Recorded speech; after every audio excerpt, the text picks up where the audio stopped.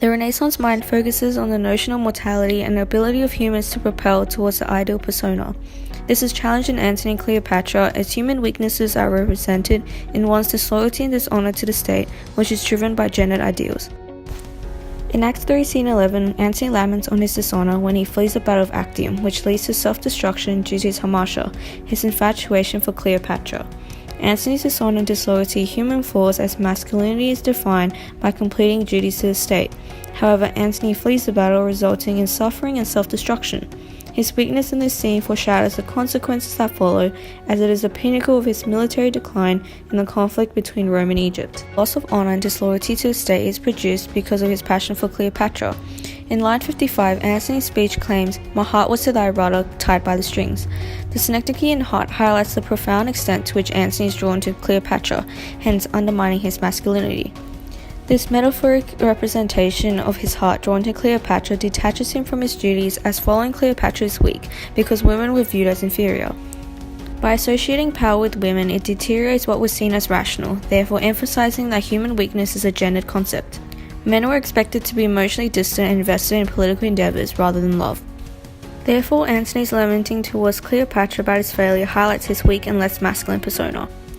Disloyalty is portrayed as a dramatic form due to Antony's weakness of lust when he exchanges with Cleopatra.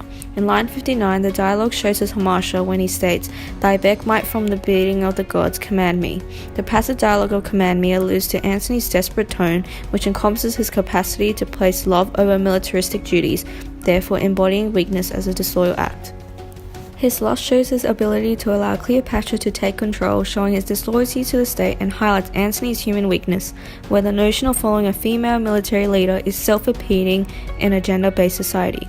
The dialogue also shows Antony's surrender as a military leader, as his love has overcome his rational and logical mind. Antony's dishonor highlights the consequence of his infatuation when he describes his hair. In line 13 he says, "My very hairs do mutiny, for the white reprove the brown for rashness, and they them for fear and doting." The visual imagery of Antony's hair symbolizes his tarnished reputation, as the fleeing of the battle has resulted in revenge from his followers. His hair from brown to white suggests suffering and represents his diminishing dignity, as Cleopatra's seductive nature has led to his downfall in leading the military. His suffering due to political failure frames the idea of human weakness in the plain, as suffering is perpetuated when one surrenders to a woman in a patriarchal society. Antony's love emphasizes his shameful persona, as he cannot place military duties over Cleopatra. In line 66, "My sword made weak by my affection would obey on all cause," connotes images of war, as a sword symbolizes masculinity. However, it is made weak due to his infatuation and symbolically represents his dishonor, as he cannot resist temptation to Cleopatra. Human weakness is portrayed as succumbing to desire, which therefore undermines his masculinity.